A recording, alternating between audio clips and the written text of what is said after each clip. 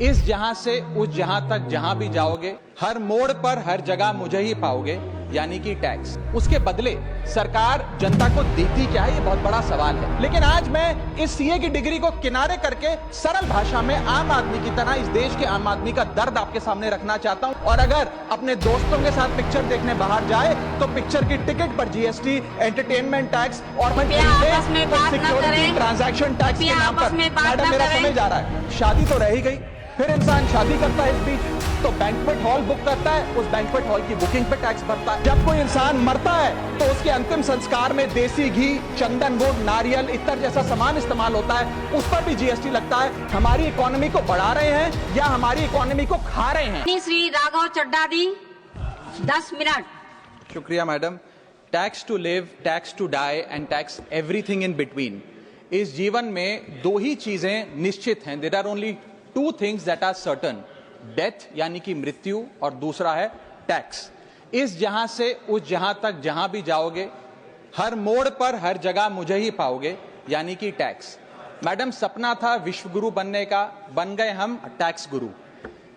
और इतना टैक्स जो भारत की आबादी सरकार के खजाने में डालती है, उसके बदले सरकार जनता को देती क्या है, यह बहुत बड़ा सवाल है।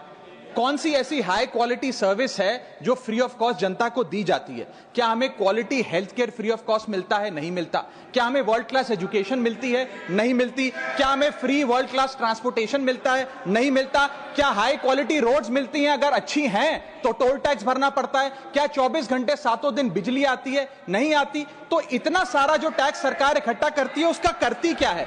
इसीलिए मैं कहना चाहता हूं that we in India pay taxes like in developed countries to get services like in sub Saharan countries. Madam, from the moment a child is born to the very moment his family mourns his death, the government is there at every step, not to help you but to tax you.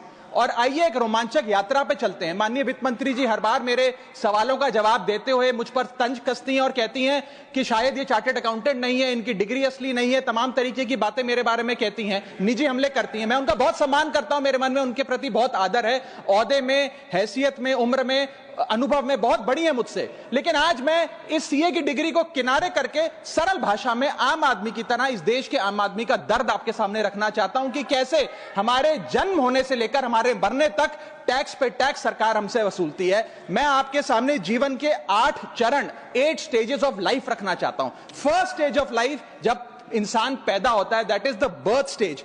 बच्चे के पैदा होने से पहले, उसकी आंखें खुलने से पहले जो उसको वैक्सीन लगती है, उस पर 5% जीएसटी लगता है। जिस अस्पताल में बच्चा पैदा होता है, उस हॉस्पिटल के कमरे के चार्जेस पर अगर 5,000 रुपए से ज्यादा का कमरा हो तो 5% जीएसटी लगता है। बेबी केयर के आइटम्स पे 5% जीएसटी लगता है। और अगर उसके माता पिता बच्चे के पैदा होने पर मिठाई बांटे तो मिठाई पर 5% और चॉकलेट पर 18%, 28% जीएसटी लगता है।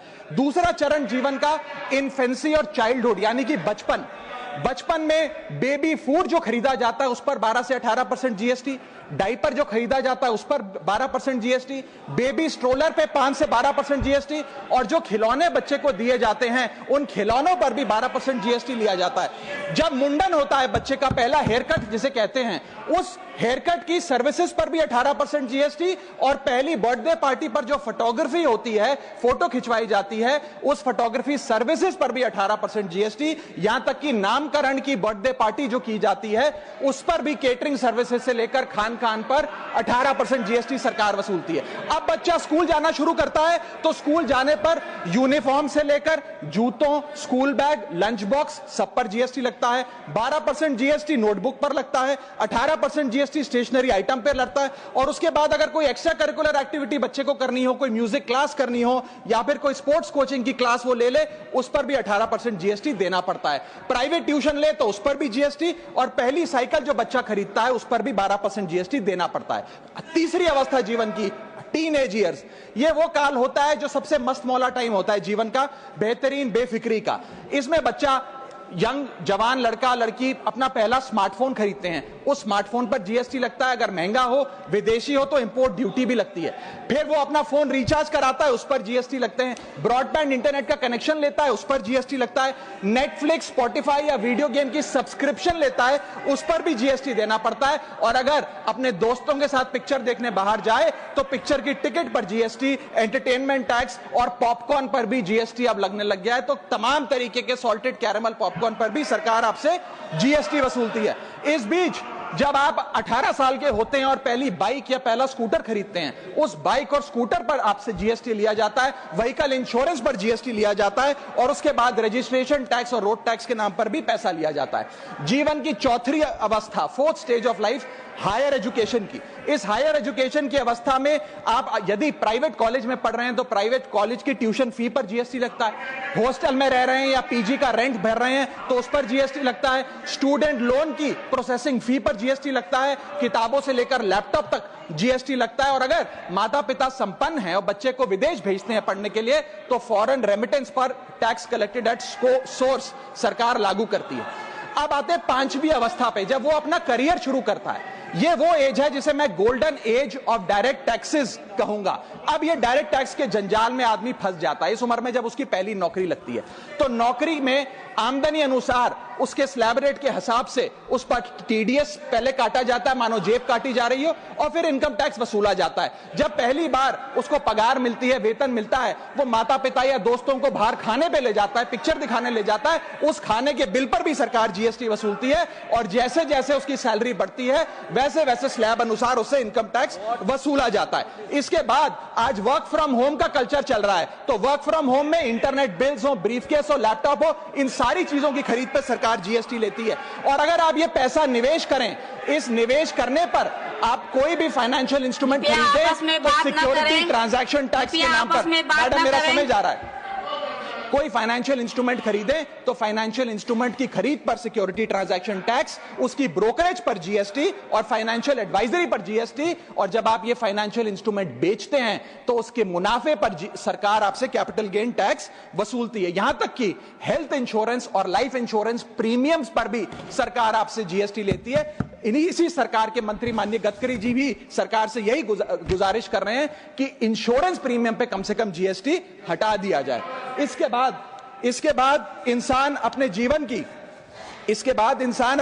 की छठी अवस्था में आता है, यानी कि मिडिल एज। इसमें उसकी आमदनी भी पीक पर होती है और उसका टैक्सेशन भी पीक पर होता है। अप्रेजल होता है, प्रमोशन होता है, बोनस मिलता है और हाई टैक्स स्लैब के चलते वो अपनी कमाई का एक अधिकांश हिस्सा इनकम टैक्स में सरकार को जमा कराता है।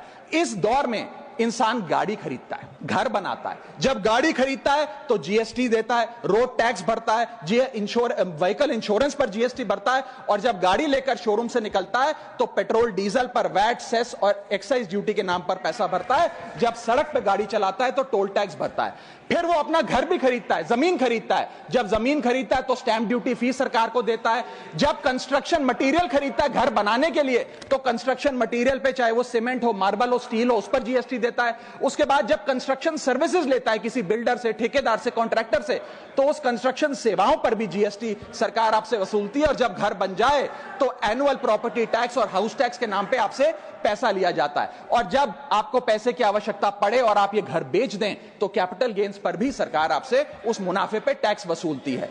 और इस बीच शादी तो रह ही गई, फिर इंसान शादी करता है, इस बीच तो बैंक्वेट हॉल बुक करता है, उस बैंक्वेट हॉल की बुकिंग पे टैक्स भरता है। शामियाना, खाना, केटरिंग सर्विसेज लेता है, उस पर जीएसटी भरता है। ज्वेलरी खरीदता है, उस पर जीएसटी भरता है। कपड़ा, शेरवानी सिलवाता है, कुर्ता पजामा, सूट पैंट, उस पर जीएसटी भरता है। यहां तक कि वेडिंग इन्विटेशन से लेकर, ब्राइडल मेकअप से लेकर, हनीमून के ट्रैवल तक हर चीज पर सरकार आपसे जीएसटी वसूलती है। सातवीं अवस्था सरकार जीवन की वो है रिटायरमेंट। इस फेज में इंसान चाहता है आरामदायक जीवन जिया जाए, जो जीवन में कमाया उस कमाई के सहारे उसकी इंटरेस्ट पर, पेंशन पर जिया जाए। लेकिन इस अवस्था में भी सरकार पेंशन और इंटरेस्ट इनकम पे आपसे टैक्स लेती है।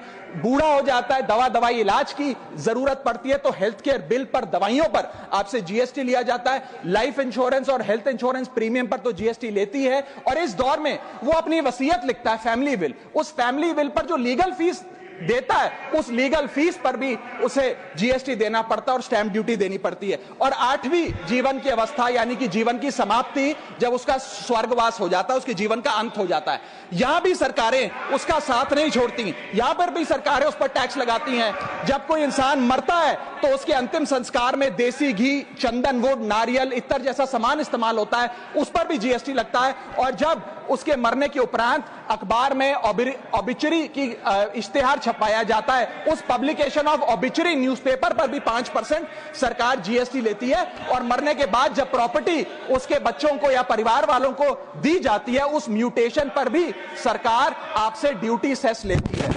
यह है life cycle of taxation model. लेकिन मैडम, सबसे जरूरी बात यह है कि इतना टैक्स देने के बाद सरकारें हमें देती क्या है। मैं जानता हूं कि टैक्स सरकार के लिए जरूरी है, इस सरकार के लिए नहीं, जितनी सरकारें इस देश में रही सबने टैक्स लगाकर जनता से पैसा लिया। टैक्सेस वास्तव में जरूरी हैं, लेकिन सवाल यह है कि क्या ये टैक्सेस हमारी इकोनॉमी को बढ़ा रहे हैं या हमारी इकोनॉमी को खा रहे हैं? क्या इससे हमारी जिंदगी बेहतर हो रही है या हमारी जिंदगी बदतर हो रही है? इतने टैक्स लगाने की वजह से आज हमारी आमदनी घट रही है, इस वजह से खपत गिर रही है, कंजम्पशन गिर रही है, डिमांड नहीं बढ़ रही है और प्रोडक्शन गिर रही है। इस वजह से पूरा इकोनॉमिक साइकिल, जो हमारा इकोनॉमी का चक्का है, वो धीमा हो गया है। मैडम, इस देश में, बस समाप्त कर रहा हूं, इस देश में मैं मेरी पार्टी के टाइम से आप ले लीजिएगा, मेरी पार्टी के टाइम से ले लीजिएगा। मैडम, इस देश में 80 करोड़ जनता 5 किलो फ्री राशन के सहारे जी रही है। आपको जान के अचंभा होगा, इस 80 करोड़ जनता से भी ये सारा जीएसटी लिया जाता है, दिन प्रतिदिन लिया जाता है, जो आज मैंने पढ़ के सुनाया। सिर्फ अमीर नहीं, गरीब से गरीब आदमी भी जीएसटी देता है। और अंत में मैं बस इतना ही कहना चाहूंगा कि क्योंकि इतना टैक्स लगा कर सरकारें जनता का खून चूसती हैं, उस वजह से आज एफएमसीजी की सेल्स घट रही हैं, एफएमसीजी के स्टॉक गिर रहे हैं, कंजम्पशन डाउन हो रही है, नई गाड़ियों की सेल श्रिंक कर रही है, तमाम तरीके की जितनी भी न्यू परचेजेस होती हैं उसमें मंदी देखी जा रही है। सरकार को जीएसटी कम करना चाहिए, कम करेंगे तो जनता की जेब में पैसा आएगा तो मांग बढ़ेगी, खपत बढ़ेगी और इकोनॉमी का चक्का चलेगा। आपका समय समाप्त। बहुत बहुत शुक्रिया।